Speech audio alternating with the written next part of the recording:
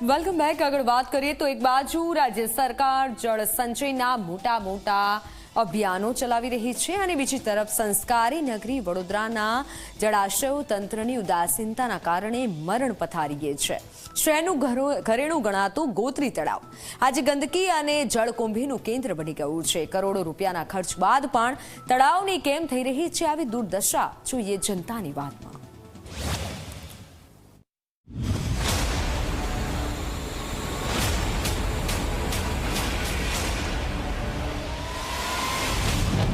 ગોત્રી નહીં ગંદકીનું તળાવ, બ્યુટિફિકેશનના નામે ભ્રષ્ટાચાર, 18 કરોડનો ધુમાડો, પરિણામ શૂન્ય।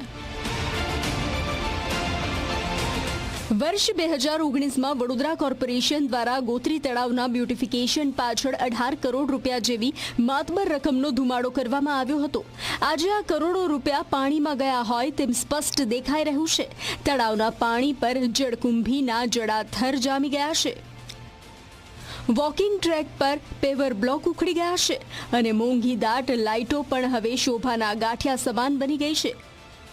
ગંદકીને કારણે અહીંયા સહ્ય દુર્ગંધ અને મચ્છરોનો એવો ત્રાસ છે કે સ્થાનિકોનું જીવવું હરામ થઈ ગયું છે। આ તળાવની અંદરની જળ કુકડી તેમજ ત્યાં ગંદુ પાણી એ બાબતમાં રજૂઆતો કરીને હવે નાગરિકો થાકી ગયા છે, પણ આ વહીવટી તંત્ર કેમ નથી કરતું એનું કંઈ કારણ નથી ખબર પડતી। અને બજેટમાં તો કરોડો રૂપિયા સ્વાસ્થ્ય માટે ફાળવવામાં આવે છે, તો એ સ્વાસ્થ્ય માટે ફાળવવામાં આવતા રૂપિયાઓ જાય છે ક્યાં?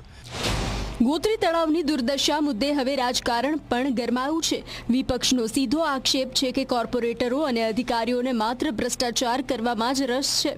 પાલિકાના શાસકો જાડી ચામડીના બની ગયા હોય તેમ પ્રજાની ફરિયાદોને નજરઅંદાજ કરી રહ્યા છે।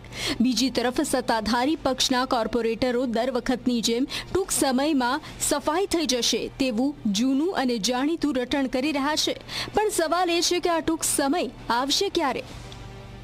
30 વર્ષથી જે ભારતીય જનતા પાર્ટીનું શાસન છે, ખાલી કરોડો રૂપિયાનું બજેટ પાસ કરે છે, પણ આ જે કરોડો રૂપિયાનું બજેટ પાસ કર્યા પછી આ કયા ભ્રષ્ટાચારી મગરો ખાઈ જાય છે એ પ્રશ્નચિહ્ન લાગેલો છે। કારણ કે અમે અગાઉ બી રજૂઆત કરી તો આ લોકોના પેટનું પાણી નહીં હલતું। આ એવું લાગી રહ્યું છે કે અધિકારીને કોર્પોરેટરને ધારાસભ્યની મિલીભગત થઈ હોય એવું લાગે છે, કારણ કે આજે જનતા બી થાકી ગઈ છે। આજે રોજ સાંજ પડે મચ્છરનો ઉપદ્રવ છે, દુર્ગંધ આવી રહી છે, આટલા રજૂઆત કર્યા છતાં બી જાડી ચામડીના મગર હોય એવું લાગે છે। હાલ અત્યારે વાસણા તળાવની અંદર મશીનથી વેલનું કામ ચાલી રહ્યું છે।